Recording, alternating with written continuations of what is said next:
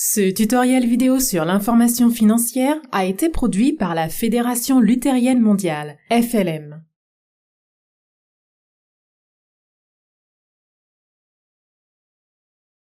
Pour remplir la présentation des résultats financiers, vous aurez besoin du plan de travail et du budget annuel pour le projet, du budget triennal approuvé,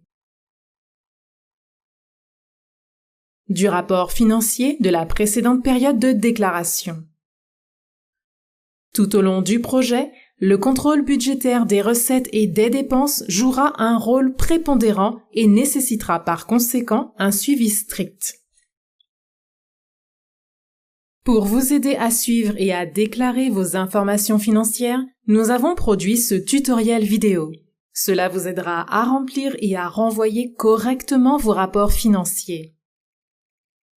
À l'instar des rapports descriptifs, les rapports financiers seront produits 2 fois par an selon l'année civile allant du 1er janvier au 31 décembre.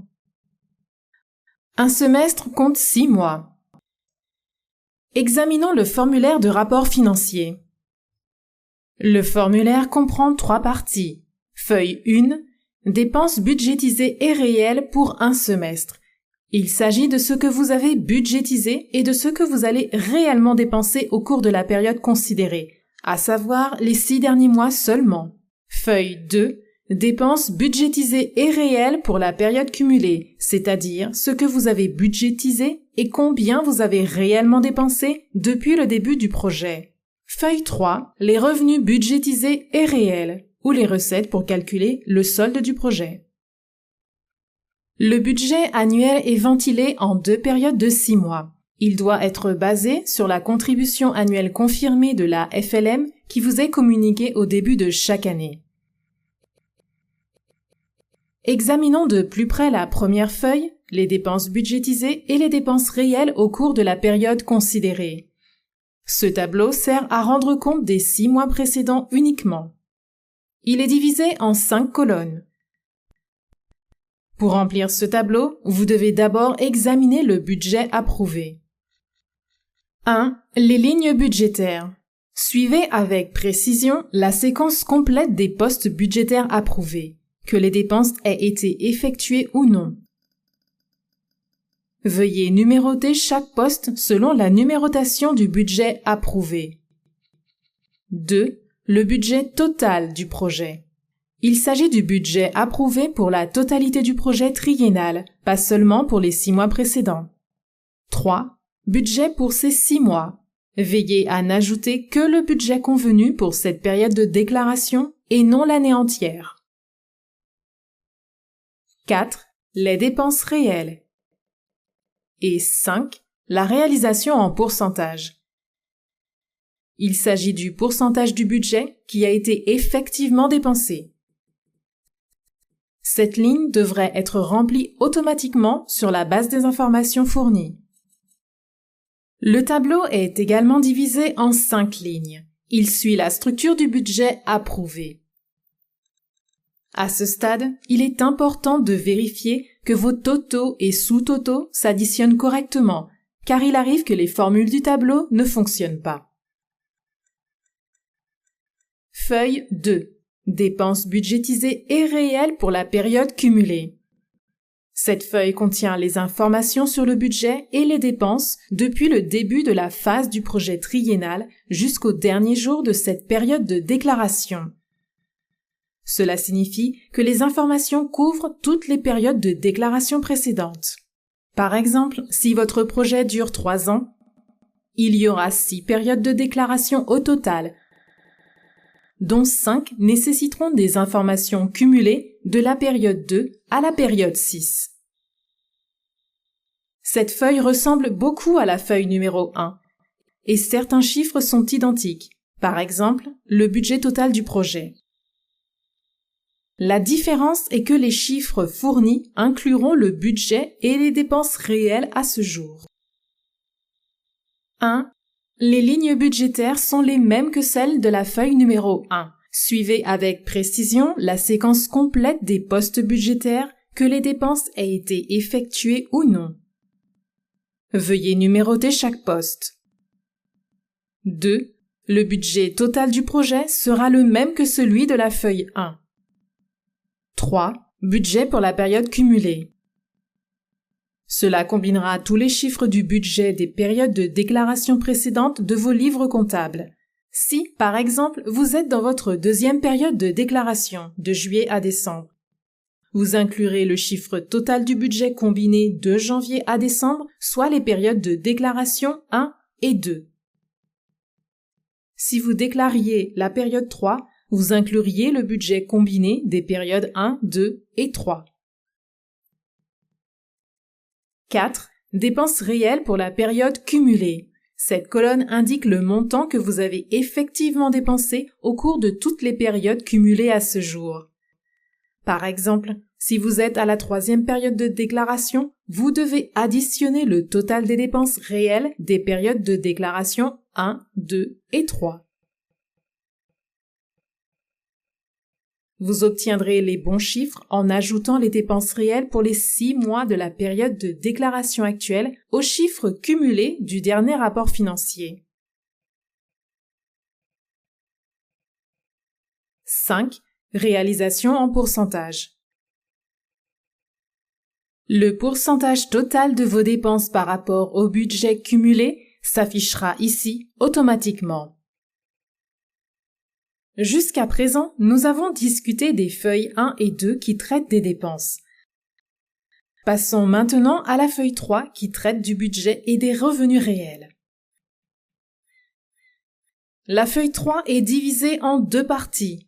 À gauche, nous avons les informations pour la période de déclaration de 6 mois en cours uniquement. À droite, s'affichent les totaux cumulés pour toutes les périodes de déclaration à ce jour. Regardons cela de plus près. Tout d'abord, regardons à droite. 1. Le solde d'ouverture pour la période cumulée. S'il s'agit de la première phase de votre projet, le solde d'ouverture doit être nul. Si nous regardons à gauche, vous trouverez le solde d'ouverture pour la période de déclaration en cours. Celui-ci est reporté à partir des 6 mois précédents. 2. Recettes. Vous comparerez ici le revenu attendu pour l'ensemble du projet, le revenu attendu pour la période de déclaration en cours et le revenu réel perçu. Dans la section consacrée à la période de déclaration, veuillez indiquer le revenu budgétisé provenant de la FLM, de tiers et de votre propre contribution prévue pour l'ensemble des 3 années. Pour la période cumulée, veuillez indiquer le revenu budgétisé pour la période cumulée et le revenu réel perçu. Pour obtenir ces chiffres, vous devez consulter le précédent rapport financier. Le total des recettes est la somme des revenus perçus en provenance de la FLM, de tiers et de votre propre contribution. Il en va de même de la section cumulée.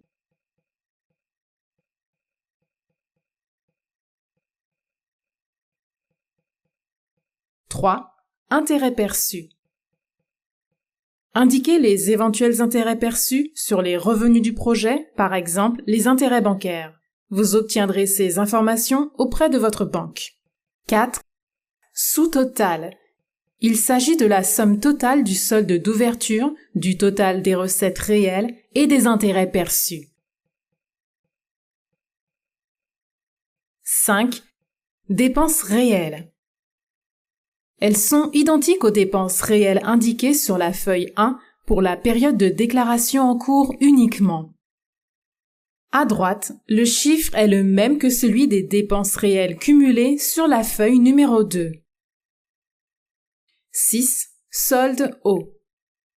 Il s'agit de l'argent qu'il vous reste après les dépenses de la période de déclaration en question. N'oubliez pas d'indiquer la date du solde de clôture. Fournissez également une ventilation du solde, à la banque et en espèces. Indiquez s'il y a des créances. Par exemple, s'il y a des paiements non réglés dus au projet. Et également des dettes, si par exemple le projet doit encore de l'argent à quelqu'un. Une fois vos formulaires remplis, nous aimerions que vous vérifiez l'exactitude des informations. Quelques étapes simples permettent de voir si le rapport financier est correctement rempli. 1. Sur la feuille 3, le solde à la date du rapport pour la période de déclaration en cours à gauche et celui pour les périodes cumulées du projet à droite doivent être identiques. 2. Assurez-vous que le solde d'ouverture en haut à gauche de la feuille 3 correspond exactement au solde de clôture du précédent rapport financier.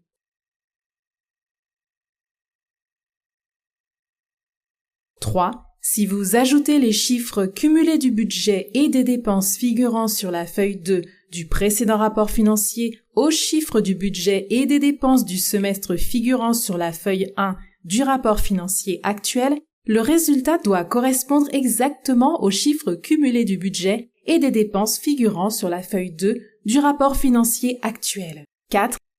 Vérifiez si les revenus provenant de la FLM indiqués sur la feuille 3 correspondent exactement au montant indiqué sur les formulaires de reçu pour chaque transfert.